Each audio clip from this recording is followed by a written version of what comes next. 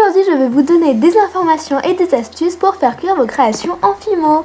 Vous allez avoir besoin tout d'abord de papier sulfurisé qu'on appelle aussi papier de cuisson. Je l'ai acheté à Auchan et c'est des feuilles de papier transparentes que on va pouvoir mettre sur la plaque de cuisson du four et vous allez voir que c'est beaucoup mieux que l'aluminium parce que ça ne fait pas de traces ou autre parce que voilà.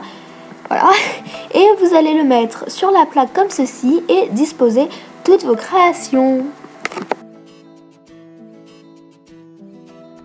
Donc il faut faire cuire votre Fimo au four à 110 degrés pendant 30 minutes, c'est écrit sur tous les paquets de Fimo. Et il faut savoir qu'après le passage au four, vous pouvez mettre vos créations sous l'eau froide pour éviter de vous brûler. Et après vous pourrez les vernir avec du vernis spécial Fimo. Et la Fimo peut repasser autant de fois que l'on souhaite au four. Et maintenant nous allons voir les choses qui ne passent pas au four. Alors, tout d'abord, il y a les chantilly qui ne passent pas au four, que ce soit les chantilly déco 3D ou autres. Les coulis, puffy, padicot, etc. Tout ce qui sèche à l'air libre ne passe pas au four. Le plastique, les petites coupes en plastique, ça ne passe pas au four, ça va fondre et ce serait dommage. La peinture aussi ne passe pas au four. La webpan, puisque c'est une pâte polymère qui sèche à l'air libre. Et les moules en plastique, donc ne mettez pas de Fimo à cuire avec son moule en plastique. Prenez des moules en silicone. Et les microbilles ne passent pas parce que sinon elles vont déteindre et ce sera pas joli.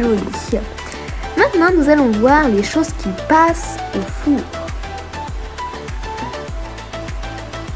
Alors il y a tout d'abord les pastels, si vous colorez des éléments de Fimo avec les pastels ça passe. La Fimo liquide ça passe aussi.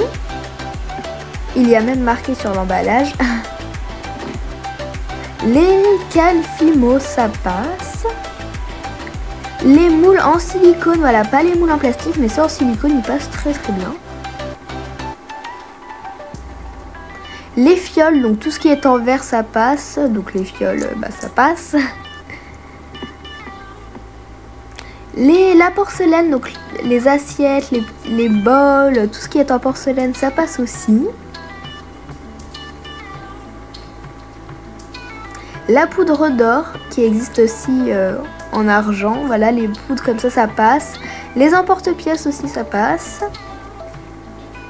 Les clous, donc tout ce qui est breloques, clous, pitons, anneaux, attaches de boucles d'oreilles, chaînes, fermoirs, mousquetons, tout ce qui est en métal, ça passe aussi.